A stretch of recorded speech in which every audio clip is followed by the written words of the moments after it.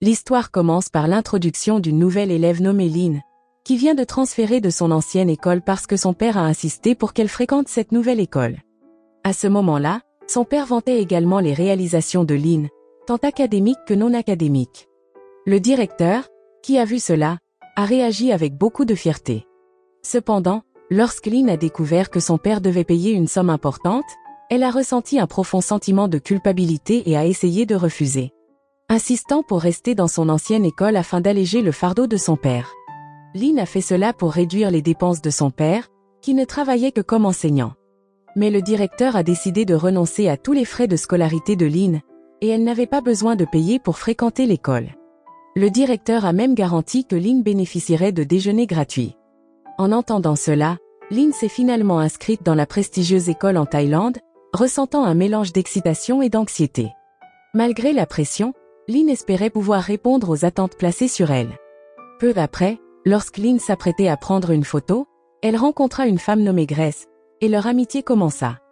Peu de temps après, Grace mentionna qu'elle avait besoin de bonnes notes pour rejoindre le club de théâtre, alors elle demanda à Lynn de l'aider à étudier.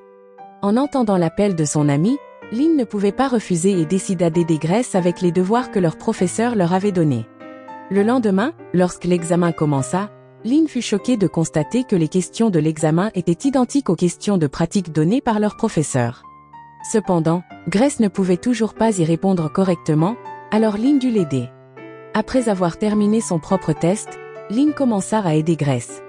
Elle chercha un moyen d'éviter d'être remarquée par leur professeur, écrivant finalement toutes les réponses sur une gomme avant de les passer à Grace en utilisant sa chaussure.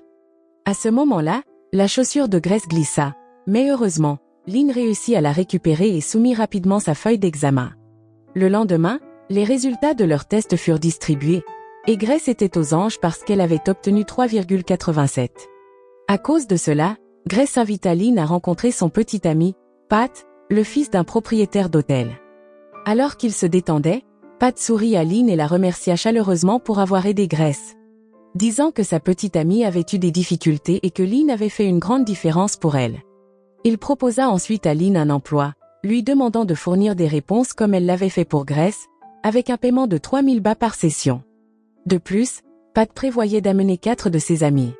En entendant cette grosse somme d'argent, Lynn accepta immédiatement. Un certain temps plus tard, Lynn était chez elle lorsqu'elle trouva accidentellement un reçu montrant que l'école avait menti, et que son père devait encore payer 200 000 bahts de frais de scolarité. En voyant cela, Lynn éclata en sanglots avant de se rappeler de l'offre d'emploi de Pat, pensant que cela pourrait aider son père. Le lendemain, Lynn rassembla tous ses amis dans un endroit isolé, le cœur battant alors qu'elle expliquait le plan. Elle montra chaque mouvement de doigt qui symbolisait A, B, C et D, répétant les gestes plusieurs fois pour s'assurer que tout le monde comprenait. En conséquence, pendant l'examen, Lynn commença à signaler les réponses à ses amis à travers ses mouvements de doigts. À la fin, ils réussirent tous avec des notes supérieures à 80, et Lynn fut bien payée pour ses efforts. Le temps passa vite, et Lynn passa en terminale. De plus, leur classe accueillit un nouvel élève nommé Bank, qui était tout aussi intelligent que Lynn. En fait, Bank fut immédiatement associé à Lynn en tant que partenaire dans un quiz scolaire, et ensemble, ils remportèrent facilement la compétition. À cause de cela, le directeur les convoqua tous les deux dans son bureau. Pendant la réunion, le directeur expliqua que le gouvernement de Singapour offrait des bourses d'études aux étudiants exceptionnels pour y étudier. Cependant, le quota était limité à un seul élève, c'est pourquoi le directeur voulait que les deux se disputent équitablement la bourse. Un certain temps plus tard, Bank fut approché par un camarade de classe nommé Tony, qui était l'un des clients de Lynn et lui avait payé pour de l'aide. Tony pensait que ce que Lynn fournissait était trop difficile à comprendre, alors il demanda de l'aide à Bank. Cependant, Bank, qui n'aimait pas tricher, refusa de l'aider. Peu de temps après, l'examen commença, et tous les élèves, y compris Bank, se concentraient sur les questions. La tension était palpable alors que les élèves se concentraient, leurs stylos se déplaçant rapidement sur les pages, et l'horloge tournant de manière inquiétante en arrière-plan. Lorsque Bank travaillait sur la dernière question, il demanda à son professeur des précisions sur la façon de la résoudre. Cependant, le professeur lui ordonna de répondre en fonction du code de l'examen donné. En entendant cela, Lynn fut choquée d'apprendre qu'il y avait 2 types de sujets d'examen, type 1 et type 2. Pendant ce temps, Bank, qui avait terminé l'examen tôt, remarqua que Togne regardait constamment la feuille de réponse de Lynn. Alors que Bank s'apprêtait à soumettre sa feuille, celle-ci tomba devant Lynn, et il l'informa immédiatement que Togne était en train de tricher en prenant ses réponses. Lorsque Bank soumit sa feuille d'examen, il informa également le professeur que Togne était en train de tricher. Cependant, lorsque le professeur regarda dans la direction de Togne, tout semblait normal. Peu après, le temps pressait, alors Lynn termina rapidement son examen avant de demander à Togne d'échanger ses feuilles. À cause de cela, Lynn fut obligée de compléter les deux types d'examens et de partager les réponses avec ses amis. Heureusement, Lynn réussit à s'échapper de la situation en copiant rapidement les réponses sur la feuille de Togne sans attirer l'attention, et tous ses clients étaient satisfaits. Cependant, cette satisfaction s'estompait lorsque Bank porta l'affaire au directeur, entraînant la convocation de Lynn et Togne pour répondre de leurs actes. En raison de l'erreur de Lynn, l'école a appelé ses parents et a décidé d'attribuer la bourse à Bank. En entendant cela, le père de Lynn était furieux et a dit à sa fille de rendre l'argent à ses amis. Un certain temps plus tard, alors que Lynn se préparait à entrer à l'université, elle ne se souciait plus de la bourse et alla rencontrer Grace. À ce moment-là, Grace lui confia qu'elle avait des problèmes avec Pat. Lorsque Grace avait dîné avec la famille de Pat, ses parents lui avaient suggéré de fréquenter l'université à Boston avec Pat. Non seulement cela, mais les parents de Pat remercièrent également Grace pour avoir aidé leur fils dans ses études. De manière inattendue, les parents de Pat proposèrent aussi de couvrir tous les frais administratifs que Grace rencontrerait à Boston. Grace expliqua ensuite que le STIC était un examen international requis pour l'admission à l'université à Boston. Par conséquent, Grace demanda à Lynn de l'aider à se préparer pour cet examen. Le lendemain, Lynn retrouva Pat et Grace, où ils expliquèrent comment elle pourrait les aider tous les deux. Il s'avéra que Lynn irait aussi à Boston, et elle avait besoin d'argent pour couvrir ses frais de voyage. Par conséquent, elle demanda à Pat de trouver des clients qui pourraient lui payer 600 000 $ pour passer l'examen. De plus, Lynn avait besoin d'un partenaire pour l'assister dans cette tâche. Pendant ce temps, Bank rentrait chez lui après l'école quand, juste au moment où il s'apprêtait à ouvrir son portail, il fut soudain attaqué par deux hommes. Lorsqu'il reprit connaissance, Bank se trouva allongé dans un tas de déchets. En raison de cet incident, Bank ne put pas passer l'examen de bourse pour lequel il s'était préparé sans relâche, ce qui était crucial pour son avenir et sa chance de mener une vie meilleure. En même temps, Pat et Grace avaient rassemblé 30 clients pour passer l'examen STIC. Pat leur montra ensuite comment Lynn fournirait les réponses de l'examen, détaillant comment elle mémoriserait les questions et utiliserait des signaux cachés pour transmettre les bonnes réponses. Il leur montra les signaux de la main et le timing qu'ils avaient pratiqué, ce qui impressionna beaucoup les clients. Un certain temps plus tard, Bank commença à se rétablir. Peu après, Lynn s'approcha de lui pour exprimer ses condoléances pour ce qui lui était arrivé. Elle l'invita ensuite à les rejoindre pour aider les clients. Au départ, Bank refusa car il n'approuvait pas la tricherie, mais Lynn continua de le persuader de devenir son partenaire. Finalement, Lynn donna à Bank une adresse, au cas où il changerait d'avis. Peu après, Bank suivit l'adresse et rencontra Lynn, ayant décidé de l'aider. Bank pensait qu'avec autant d'argent, il pourrait développer son entreprise, qu'il avait commencé pour soutenir sa famille. Bientôt, la simulation commença, avec Lynn et Bank inscrits pour passer l'examen STIC. Cependant, ils prirent aussi le temps de pratiquer comment éviter d'être pris au piège. Lors d'un rassemblement, Lynn demanda ce qui se passerait si Bank se faisait prendre. Pat répondit qu'il s'en fichait car Bank n'était pas son ami. Pat qualifia même Bank de loser pour avoir été battu et jeté dans un tas de déchets. En entendant cela, Bank devint furieux et attaqua Pat, car il n'avait jamais parlé à personne du fait qu'il avait été jeté dans les ordures. Il fut alors révélé que Pat était derrière l'attaque contre Bank, ce qui rendit Lynn furieuse. Elle menaça d'annuler tous leurs plans à moins que Pat ne convainque Bank de rester. Se sentant coupable, Pat essaya de s'excuser, mais Bank, déjà trop en colère, décida de partir. En sortant, Bank vit un panneau publicitaire pour de la lessive, ce qui lui rappela sa mère, qui travaillait sans relâche à laver des vêtements pour soutenir la famille et parlait souvent de l'importance du travail acharné et de la persévérance. Cela poussa Bank à reconsidérer et à revenir au plan initial. Après avoir résolu tous les problèmes, Lynn et Bank se dirigèrent vers l'aéroport pour leur vol vers Sydney, où Bank remarqua qu'il n'avait jamais voyagé à l'étranger auparavant. Le lendemain, l'examen commença. Avant le test, Bank et Lynn allèrent aux toilettes pour cacher les téléphones qu'ils utiliseraient pour envoyer les réponses. Après s'être assurés que tout était prêt, ils entrèrent dans la salle d'examen et commencèrent le test. Pendant l'examen, Lynn et Bank complétèrent rapidement leurs questions. Après la première partie de l'examen, ils retournèrent aux toilettes pour récupérer leur téléphone.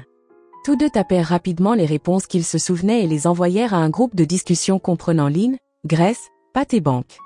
Cependant, un problème inattendu se produisit lorsque, par accident, Bank supprima toutes ces réponses juste au moment où il s'apprêtait à les envoyer.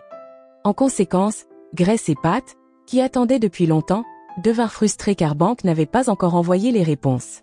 De manière inattendue, Bank envoya un message indiquant qu'il voulait 1 million de bas supplémentaires en échange des réponses. Après avoir lu le message, Pat devint furieux, son visage rougissant alors qu'il n'arrivait pas à croire que Bank ferait une telle chose. Cependant, avec le temps qui pressait, Grace tenta de négocier avec Bank, expliquant qu'il n'avait pas assez d'argent pour payer immédiatement. Grace lui promit de lui envoyer le million de bas après l'examen. Étonnamment, Bank accepta cette condition et envoya immédiatement ses réponses. Après la fin de l'examen, Grace transféra rapidement l'argent demandé, et elle et Pat imprimèrent les réponses. Pendant ce temps, Lynn et Bank retournèrent dans la salle d'examen après la pause. Ils semblaient finir le test rapidement et facilement. Une fois de plus, Lynn et Bank se remémorèrent les réponses et retournèrent aux toilettes pour les envoyer au groupe de discussion. Cependant, cette fois, la situation prit un tournant. Alors que Bank essayait de se souvenir de ses réponses, un agent de sécurité frappa soudainement à la porte des toilettes. Au début, Bank l'ignora, mais la panique s'installa lorsque l'agent mentionna avoir entendu des plaintes selon lesquelles Bank était resté trop longtemps dans les toilettes. En même temps, Lynn, qui avait déjà envoyé ses réponses, s'inquiétait car Bank ne les avait pas encore envoyées. Dans cette situation tendue, Bank devint de plus en plus anxieux alors que l'agent continuait de lui demander de sortir. Dans sa panique, il brisa accidentellement le couvercle des toilettes, ce qui augmenta encore son stress.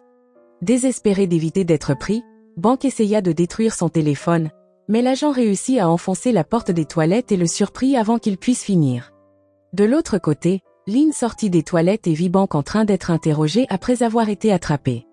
Réalisant la situation, Lynn changea rapidement l'emplacement de son téléphone caché, le déplaçant de sous le couvercle des toilettes à sous le couvercle du distributeur. Se sentant maintenant en sécurité, Lynn se concentra sur la fin de l'examen, mémorisant soigneusement chaque réponse. Après avoir réussi à terminer l'examen, Lynn mit son crayon dans sa bouche et se força à vomir. Sachant que créer une urgence médicale était le seul moyen pour elle de quitter la salle d'examen sans éveiller trop de soupçons. Elle récupéra donc immédiatement le téléphone qu'elle avait caché et tenta de s'échapper. Pendant ce temps, l'agent, qui avait déjà attrapé Bank, commença à se méfier du comportement de Lynn. Il commença à la poursuivre. Réalisant qu'elle était suivie, Lynn paniqua et se mit à courir pour éviter l'agent. En fuyant, elle nota rapidement les réponses et les envoya. Après que Lynn eut réussi à envoyer ses réponses, Grace et Pat rencontrèrent un problème lorsque le père de Lynn vint les voir, demandant où se trouvait sa fille.